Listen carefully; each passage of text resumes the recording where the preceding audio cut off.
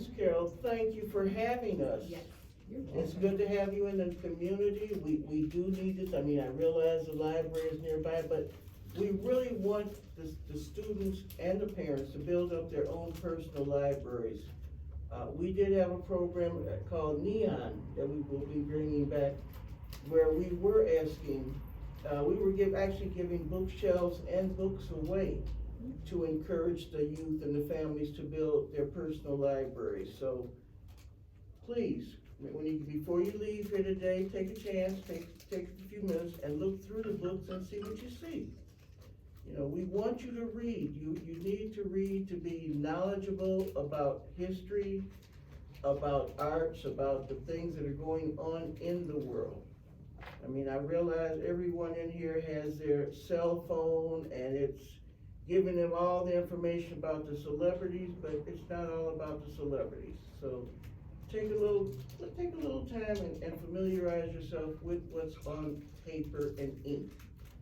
I saw, I think, 3 people that knew about Juneteenth. Who wants to tell the group what they know about Juneteenth?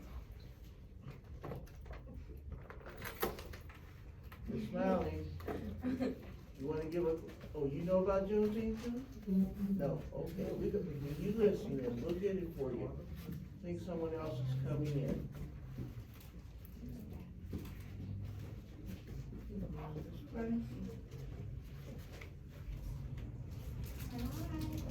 Hello. Grab a seat, grab a snack while you come in.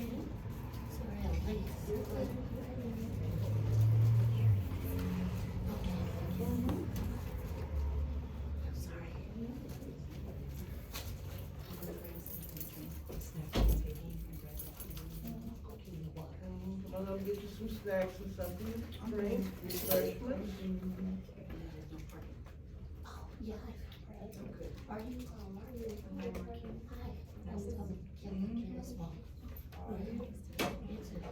Okay, so we've got a little bashful here, so I'm not gonna put you on the spot. My name is Deborah Evans, they call me Miss D, and I am the president of the Juneteenth Nevada organization here in Las Vegas, as well as the communications director for the National Juneteenth organization. So, hey, one more. Hello. Hey, everybody. Hopefully everybody here is familiar with Juneteenth, and has some understanding of Juneteenth. Juneteenth, it goes back to 1865 and enslavement in the country, and it took us 25 years to get it recognized as a holiday. Juneteenth, National Independence Day, was recognized in 2021, and it recognizes the freedom that was claimed and enforced by the U.S. colored troops. So we had 95, they will tell you that black people don't do anything for themselves. Well, there were 9,500 black soldiers that came in on a ship to enforce the rules of freedom in Texas. Coming forward, we have representatives in all 50 states. Some states have 2 or 3 representatives, and we're all recognizing Juneteenth. So we got the national bill in 2021.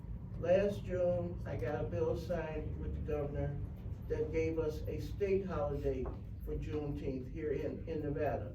There are 27 other states that are recognizing the Juneteenth holiday, the history, which included, it included the people that came into the country 1619. That's where we started looking at the history. Where not the 1619 project that you will see in the New York Times. We have Calvin Peoples, who is actually one of our affiliates, and he actually did the research to prove where the first Africans came into this country. And they did not come in as slaves. They came in as free people. They made a trade to be indentured for 7 or 8 years.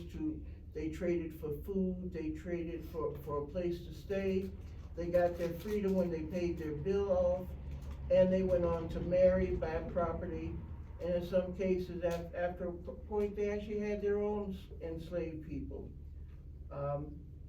We tell a bunch of stories. We tell you about the fact that June 19th is not the last day of slavery. There were still people enslaved for another year in the western territories of Oklahoma and the surrounding areas that were held by Indians. You never hear about that, but they signed 5 treaties in 1866, which gave all the black people, the balance of the black population, freedom. And at that time, those people went on to found 100 black towns. Some say 88. We're still getting the complete count. Somewhere between 88 and 100 all black towns. And there are still 12 in existence, including Tulsa, Oklahoma, Muskogee, Oklahoma, and others.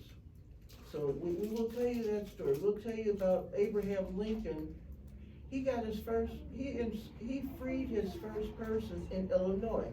You don't think about Illinois as a state that had slaves. He took Nance Coggins to the Supreme Court of Illinois, got her freedom and her 3 children.